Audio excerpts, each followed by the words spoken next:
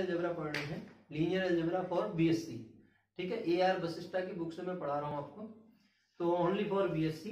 तो linear algebra में जो टॉपिक हमें पढ़ने हैं, वेक्टर स्पेस, वेक्टर सब स्पेस, वेक्टर स्पेस से रिलेटेड थ्योरम्स और उससे एग्जांपल्स, वेक्टर सब स्पेस और रिलेटेड थ्योरम और example, linearly dependent, linearly independent sets, linear span. उसके बाद बेसिस पढ़ना है, बेसिस के बाद अगला कोऑर्डिनेट, उसके बाद लीनियर ट्रांसफॉर्मेशन। तो इतना हमारा सिलेबस में है, तो वो सारी चीजें हम एक एक करके समझते हैं। उससे पहले जो लीनियर अलजेब्रा स्टार्ट होती है एक्चुअली वेक्टर स्पेस से। तो वेक्टर स्पेस बताने से पहले मैं उसका बेस तैयार कर रहा हूं, ठीक है। वेक्टर स्पेस नाम से ही है, बेस तैयार करते हैं। तो बेस के लिए सर ध्यान दीजिएगा, हम स्टार्टिंग से इसको पढ़ते हैं। तो जो पहला हमारे पास जो टॉपिक हमने पढ़ा था मॉडर्न में, बाइनरी ऑपरेशन पढ़ा था, बाइनरी ऑपरेशन, ठीक है। तो बाइनरी ऑपरेशन क्या होता है इसको समझते हैं हम। मान लेते हैं ए कोई नॉन एम्प्टी सेट है। सबसे पहले तो ये आप समझिए, ए कोई सेट है, इसमें ए कॉमा बी कॉमा एलिमेंट हैं, बी कोई दूसरा सेट है, उसमें सी कॉमा डी एलिमेंट हैं। तो आप समझते हैं ए क्रॉस बी क्या होता है, A cross B is equal to A comma C, A comma D और बी कॉमा सी और बी कॉमा डी। ये आपके पास ए क्रॉस बी आता है। क्या आता है, ए क्रॉस बी आता है। तो मैं बाइनरी ऑपरेशन आपको समझाना चाह रहा हूं। तो ए कोई नॉन एम्प्टी सेट है, ए नॉन एम्प्टी सेट है, क्या है, नॉन एम्प्टी सेट। किसी भी नॉन एम्प्टी सेट में से आप कोई भी दो मेंबर उठाते हैं उसमें से, और उनको अगर हम ऑपरेट करें, अगेन वो उसी के अंदर आ जाए, तो जो ये ऑपरेशन है ना सर, इसे हम क्या कह देते हैं, बाइनरी ऑपरेशन कह देते हैं। हम इसे क्या कह देते हैं, बाइनरी ऑपरेशन कह देते हैं। तो जैसे देखिए, अगर मैं आपसे बात करूं a इज इक्वल टू लेके चलता हूं 1,2,3 और मैं बोलता हूं आपसे एडिशन बाइनरी ऑपरेशन है, तो इसका मीनिंग ये हुआ कि इसके हर एलिमेंट को आप ऐड करिए तो आपको इसी में मिलना चाहिए। क्या होना चाहिए, इसी में मिलना चाहिए। तो देखिए ये 5 तो इसमें है नहीं, तो इसका मतलब जो एडिशन है वो बाइनरी ऑपरेशन नहीं होगा, ठीक है। तो बाइनरी ऑपरेशन के लिए हम क्या समझते हैं, कोई भी नॉन एम्प्टी सेट है, उसके दो मेंबर लेते हैं। फॉर ऑल, दोबारा लिखता हूं मैं, for all a comma B belongs to any non empty set G, then a star b belongs to G, then star is binary operation. जैसे हम लेते हैं natural number n cross n, जब मैं निकालता हूं तो यहां पे मैं n क्रॉस n लिखता हूं। n क्रॉस n में a कॉमा b टाइप के एलिमेंट होंगे सर, जहां पे a और b सब के सब क्या होंगे, नेचुरल नंबर होंगे। तो इससे इसी सेट में मैं मैपिंग डिफाइन करता हूं। वो जो मैपिंग होगी वो बाइनरी ऑपरेशन होगी, स्टार जो होगा वो बाइनरी ऑपरेशन होगा, ठीक है। एक एक करके देखते हैं कौन कौन सा ऐसा है, इसके अंदर कैसे कैसे एलिमेंट आ सकते हैं। मैंने कहा कि a कॉमा बी टाइप के आएंगे, तो a कॉमा बी में सर वो 1,2 भी हो सकता है, वो 3,4 भी हो सकता है, वो 5,6 भी हो सकता है, 7,8 भी वो हो सकता है, बहुत सारे हो सकते हैं, ठीक है। तो इसमें मैं बाइनरी ऑपरेशन सर हम यहाँ पे लेंगे, एडिशन ले सकते हैं, मल्टीप्लिकेशन ले सकते हैं, सब्ट्रैक्शन ले सकते हैं, डिवीजन ले सकते हैं। अलग अलग सेट के लिए अलग अलग आपके पास बाइनरी ऑपरेशंस मिलेंगे, ठीक है। तो इन जनरल जब हम ग्रुप पढ़ रहे होते हैं तो केवल ये दो बाइनरी ऑपरेशन यूज करते हैं और स्टार भी यूज करते हैं क्वेश्चन करते समय। तो मैं उस पे मॉडर्न के पार्ट में जा रहा हूँ, जरा सा बेसिक ले रहा हूँ। तो आप जब एडिशन की बात करते हैं तो इसका मतलब ये समझिएगा कि दो नेचुरल नंबर को ऐड करके आपका नेचुरल नंबर ही मिलना चाहिए। अगर ऐसा होता है तो ये एडिशन जो हो जाएगा, इस पे बाइनरी ऑपरेशन हो जाएगा। क्लियर है। तो हम जानते हैं दो नेचुरल नंबर को ऐड किया जाए तो नेचुरल नंबर ही मिलेगा, तो एडिशन इसमें बाइनरी ऑपरेशन हो जाएगा। दो नेचुरल नंबर को आप मल्टीप्लाई जब करते हैं तो अगेन नेचुरल नंबर मिलेगा, तो इसका मतलब मल्टीप्लिकेशन भी क्या हो जाएगा, बाइनरी ऑपरेशन हो जाएगा। अगर मैं दो नेचुरल नंबर को सब्ट्रैक्ट करूं तो जरूरी नहीं है, ध्यान दीजिएगा मेरी बात को, जरूरी नहीं है जो नंबर मिले वो नेचुरल नंबर हो, जरूरी नहीं है। मतलब 2,3 दो नेचुरल नंबर मैंने उठाए, 2 और 3 को सब्ट्रैक्ट किया तो मुझे -1 मिला, तो क्या ये नेचुरल नंबर होता है?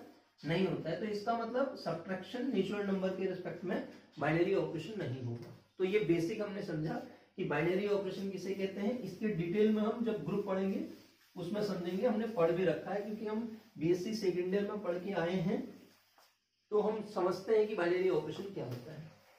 अगला आता हूं मैं ग्रुप पे। ग्रुप भी मैं शॉर्ट में आपको बता रहा हूं, कोई भी नॉन एम्प्टी सेट लीजिए आप, जी कोई नॉन एम्प्टी सेट लीजिए, उसमें स्टार को आप बाइनरी ऑपरेशन कहेंगे। स्टार बाइनरी ऑपरेशन, इस स्टार के रिस्पेक्ट में अगर ये प्रॉपर्टी फॉलो करता है, उन प्रॉपर्टीज में पहली प्रॉपर्टी G1 क्लोजर प्रॉपर्टी होती थी। क्या होती है? फॉर ऑल A, B जी के मेंबर उठाइए आप, तो इसका मतलब A स्टार B कीजिए तो आपके G में बिलोंग करता था। G2 एसोसिएटिविटी हुआ करती थी। फॉर ऑल कोई भी 3 एलिमेंट आप G में से उठाते थे तो इनको A star B star C is equal to आपके पास A star B star C मिलना चाहिए था।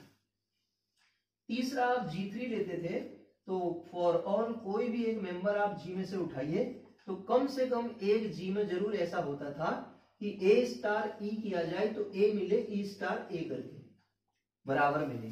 तो ये जो E है उसको हम क्या कह लेते थे? आइडेंटिटी एलिमेंट कह देते थे। E क्या कहलाता था? Identity element. फिर G4 की अगर मैं बात करूं तो एग्जिस्टेंस ऑफ यूनिवर्स की हम बात करते थे। ए कोई मेंबर G में है तो कम से कम एक A' जरूर G में ऐसा होगा कि A और A' को ऑपरेट करें तो हमें E मिले, ठीक है। तो उस केस में A' जो होता था आपका A का इनवर्स हो जाता था, A' जो होता था A का इनवर्स हो जाया करता था। तो ये हमारे पास क्या हुई? ग्रुप की प्रॉपर्टी होती थी, इसको हम ग्रुप कह देते थे। अगर इस ग्रुप के पास एक प्रॉपर्टी और आ जाए, वो क्या होती थी? A star B is equal to B star A, तो ये ग्रुप आपका क्या हो जाता था? एबिलियन ग्रुप हो जाता था, उसको हम एबिलियन ग्रुप कह देते थे। ठीक है, सिंपल सी बात है, ग्रुप की हो गया आपका, ये ग्रुप की बात है। ठीक है, बाइनरी ऑपरेशन समझा हमने, ग्रुप किसे कहते हैं वो समझा। एक्चुअल में मैं आपको फील्ड तक समझाना चाह रहा हूं क्योंकि फील्ड जब हम समझेंगे तभी वेक्टर स्पेस को समझ सकते हैं, बिना फील्ड के हम वेक्टर स्पेस नहीं समझ पाएंगे। ठीक है, तो आगे की कहानी समझिएगा। आगे क्या है?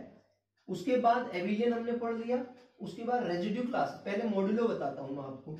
मॉड्यूलो क्या होता है कि कोई भी दो इंटीजर आप लेते हैं और m कोई फिक्स्ड पॉजिटिव इंटीजर है। m क्या है? फिक्स्ड पॉजिटिव इंटीजर है। तो एडिशन मॉड्यूलो क्या पढ़ते थे आप? डिटेल में नहीं जा रहा हूं मैं। Addition modulo this is equal to r, इसका मतलब a और b को m के a और b को ऐड किया, उसको m से डिवाइड किया, जो रिमाइंडर आया वो आपका क्या हो जाएगा? वो हमारे पास आंसर मिल जाएगा। a plus b mod m हम इसको पढ़ देते थे। ठीक है, जैसे इसमें हमने पढ़ी थी theorem Zm is equal to 0 1 2 3 up to and so on m-1, ये एडिशन मॉडुलो m पे ग्रुप बनाता है, हमने पढ़ा था। क्या करता है? एडिशन मॉडुलो m पे ग्रुप बनाता है। जैसे मैं आपसे कहूं Z5 तो आप कहेंगे 0 1 2 3 4, एक कम एलिमेंट है, एडिशन मॉडुलो 5 पे क्या बनाएगा? ग्रुप बनाएगा। ठीक है, एडिशन मॉडुलो 5 पे ग्रुप बनाएगा। अब देखिए कोई भी दो एलिमेंट इसमें से मैं उठाता हूं, आपको प्रॉपर्टी बताऊं तो जैसे 3 और 4 मैंने इसमें से उठाई Z5 में से, तो 3 प्लस 4 मॉड 5 करूंगा तो क्या मिलेगा? क्या कहा? इन दोनों को ऐड कीजिए आप और 5 से 7 मिलेगा। 5 से जब आप इसको भाग करेंगे तो एक बार जाएगा, इसमें 2 रिमाइंडर आ जाएगा, तो इसका आंसर कितना आ गया? 2 आ गया। ठीक है, क्लोज्ड बता रहा हूं मैं, जनरल सी बात। इसी प्रकार जब आप ZP की बात कहा करते थे तो ZP इज इक्वल टू 1 से स्टार्ट होगा, 1 2 3 up to and so on P-1 addition modulo P पे ये भी ग्रुप बनाएगा। एडिशन मॉडुलो P पे ये भी क्या बनाएगा? ग्रुप बनाएगा। अब आप देखिए एडिशन मॉडुलो P की बात कर रहा है। एडिशन मॉडुलो P का मीनिंग क्या हुआ? सॉरी, ये गलत बोल दिया मैंने, मल्टीप्लीकेशन मॉडुलो P पे ग्रुप बनाएगा।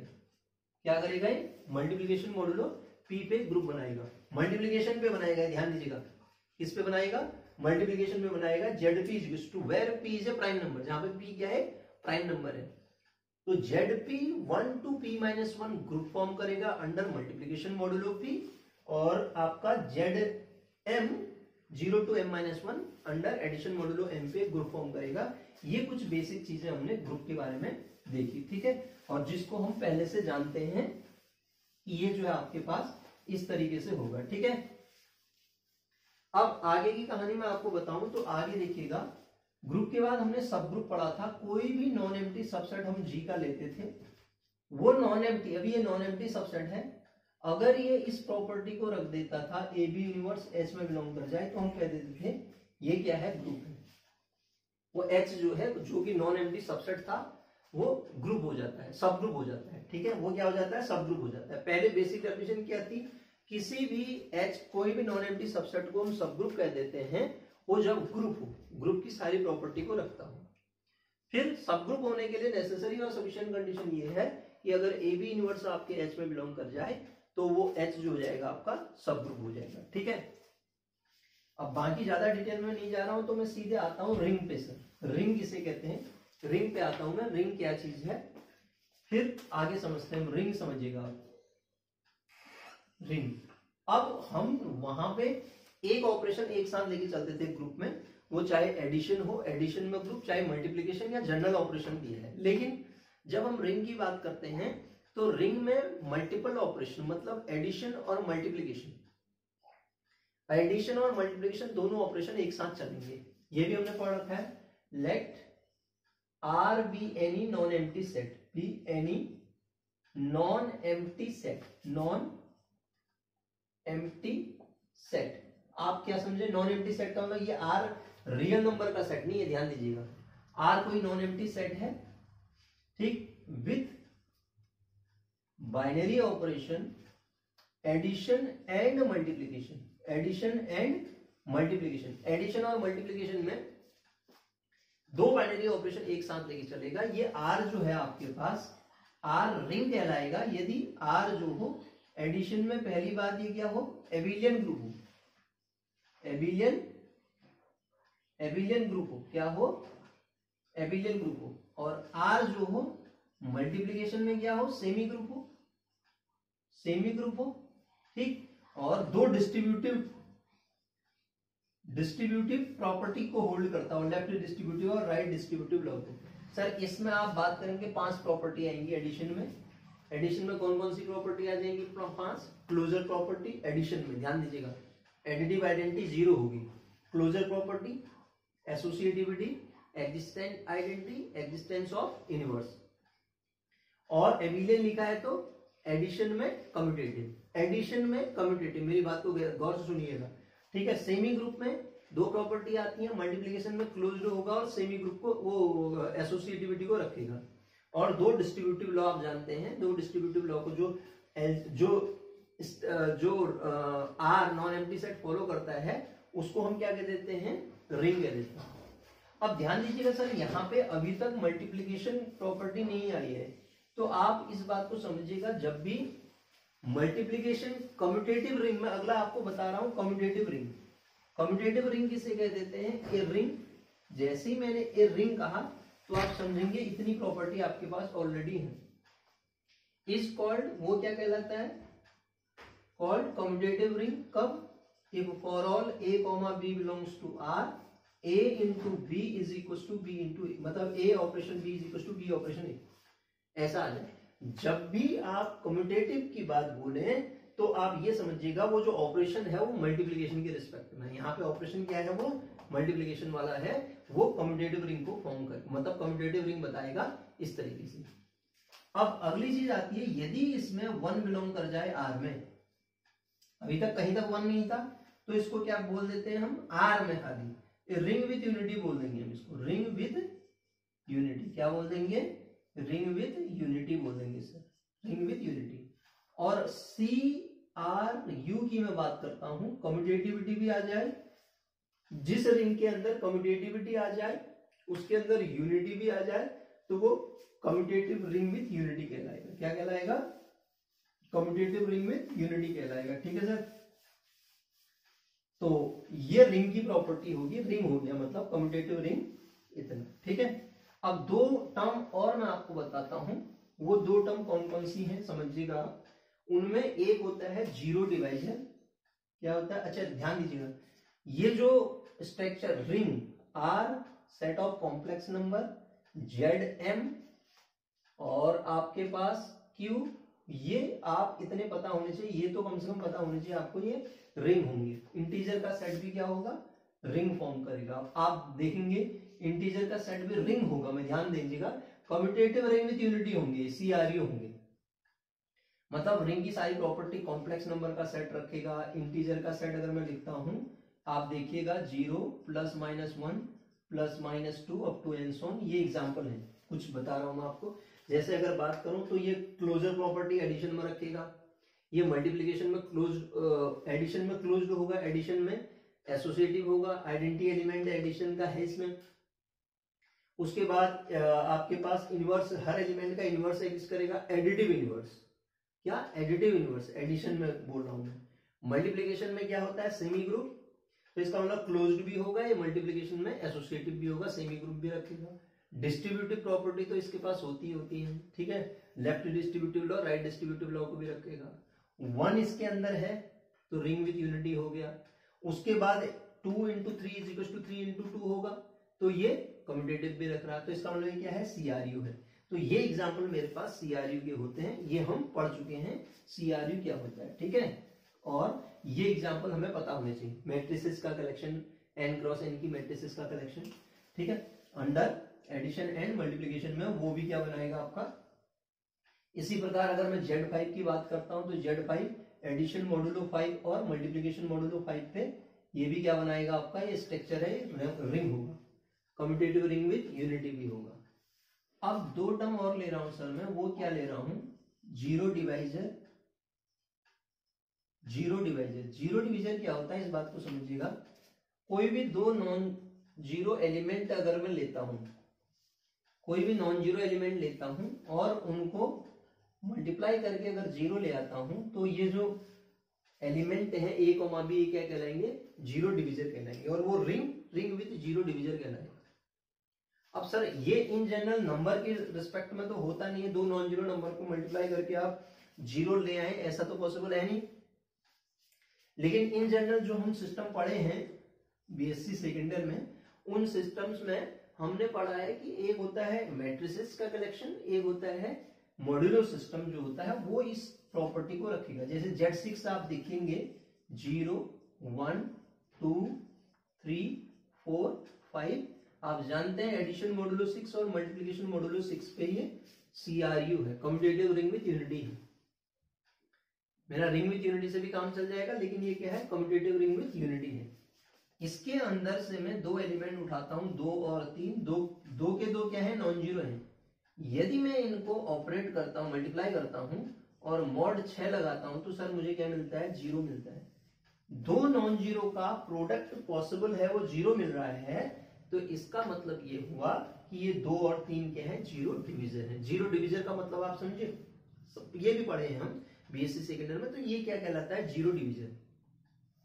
अब यहां पे यदि मैं विदाउट जीरो डिवीजर लगा दूं, विदाउट जीरो डिवीजर, तो सर वो विदाउट जीरो डिवीजर की जो डेफिनेशन होगी, किन्हीं दो नंबर का प्रोडक्ट जीरो तभी आ सकता है, कब, जब या तो उसमें ए जीरो हो, या उसमें बी जीरो हो, या ए और बी दोनों के दोनों क्या हो, जीरो हो। तो इसके अलावा कभी भी और केस पे ये नहीं आएगा, तो इसको हम क्या कह देंगे, विदाउट जीरो डिवीजर कह देंगे। क्या कह देंगे, विदाउट जीरो डिवीजर। तो जैसे अगर आप कहेंगे एग्जाम्पल से बताइए इसको, तो एग्जाम्पल इसका सबसे छोटा एग्जाम्पल देखिए। सबसे छोटा एग्जाम्पल अगर मैं लेता हूं तो इंटीजर का ले लेता हूं। अभी हमने पढ़ा था ये रिंग होता है, ये सीआरयू भी होता है। 0 plus minus 1 plus minus 2 plus minus 3 up to and so on, ये इसके एलिमेंट है। सर क्या है, 0 plus minus 1 plus minus 2 plus minus 3, ये इसके एलिमेंट है। अब आप देखिए इसके किन्हीं दो नंबर को आप मल्टीप्लाई करके जीरो तभी ला पाएंगे, उनमें से एक आपको डेफिनेटली जीरो लेना पड़ेगा, अदरवाइज ऐसा पॉसिबल ही नहीं है कि इसके दो एलिमेंट्स को आप मल्टीप्लाई करें तो आपको 0 मिल जाए। तो इसका मतलब ये हुआ कि ये जो इंटीजर का सेट है, इंटीजर का सेट आपका विदाउट जीरो डिविजर वाली प्रॉपर्टी को रखता है। इंटीजर का सेट जो है विदाउट जीरो डिविजर होगा। इंटीजर का सेट जो होगा वो क्या होगा सर? विदाउट जीरो डिविजर होगा। विदाउट जीरो डिविजर के बाद मैं आपको बताता हूं integral domain. Integral domain sir ध्यान दीजिएगा, ये बेसिक चीजें हैं, हम वेक्टर स्पेस में तभी जा पाएंगे जब ये बेसिक चीजें हमें क्लियर हो। इंटीग्रल डोमेन क्या होता है? कोई भी सीआरयू, सीआरयू क्या है हम समझ चुके हैं, अगर वो विदाउट जीरो डिविजर हो जाए, कोई भी सीआरयू अगर विदाउट जीरो डिविजर हो जाए तो वो इंटीग्रल डोमेन हो जाएगा। सबसे छोटा एग्जांपल अभी आपने पढ़ा है, सेट ऑफ इंटीजर जब आप लीजिएगा, set of integer 0 +- 1 +- 2 +- 3 up to and so on, ये हो गया। अब आप देखिए इसमें, ये मैंने कहा क्या है? सेट ऑफ इंटीजर है सर। ये सीआरयू होता है, आपको पता है, पहली कंडीशन सीआरयू होता है। सेकेंड कंडीशन, इसके कोई भी दो एलिमेंट लो आप इंटीजर में से, उनका अगर आप प्रोडक्ट 0 ला पा रहे हैं तो या तो उसमें a 0 होगा या उसमें b 0 होगा, या a और b दोनों 0 होंगे, अदरवाइज इसका प्रोडक्ट 0 नहीं आ सकता। कोई भी सीआरयू अगर विदाउट जीरो डिविजन हो जाए तो वो क्या हो जाएगा? Integral domain. उसका एग्जांपल सबसे छोटा क्या लिया आपने? इंटीजर का सेट, ये क्या है? इंटीग्रल डोमेन है। अगर मैं आपसे बात करूं Z6 0 1 2 3 4 और 5, एडिशन मॉड्यूलो 6 मल्टीप्लिकेशन मॉड्यूलो 6 पे क्या बनाता है?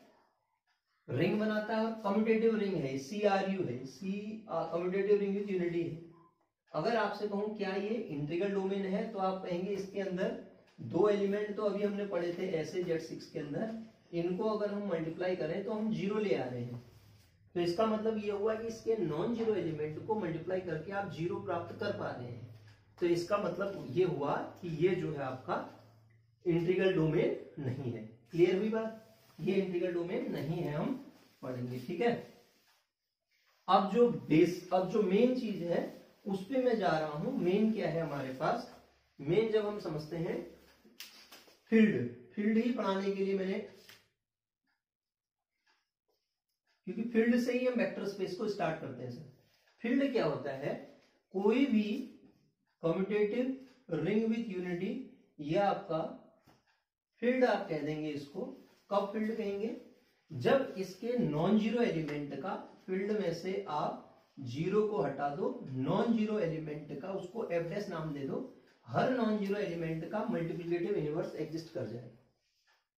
तो इसका मतलब ये है, इसके पास नॉन जीरो एलिमेंट का मल्टीप्लिकेटिव इनवर्स एग्जिस्ट कर जाए, मतलब हम कह सकते हैं ये एडिशन में भी एबिलियन है और मल्टीप्लिकेशन में भी एबिलियन हो गया है। अभी तक तो ऐसा कुछ नहीं आ रहा था, क्योंकि 1 की कमी थी, वहां पे 1 भी आ जाएगा। मल्टीप्लिकेशन में भी एबिलियन है और एडिशन में भी एबिलियन है, तो ये आपका क्या हो जाएगा? फील्ड हो जाएगा। जैसे मैं आपसे बात करूं तो इसके बाद प्रॉपर्टी क्या हो जाएंगी? जैसे मैं एग्जांपल से समझाता हूं आपको। इंटीजर का सेट लिया मैंने 0 +- 1 +- 2 up to and so on, ये इंटीजर का सेट मैंने लिया, ठीक है।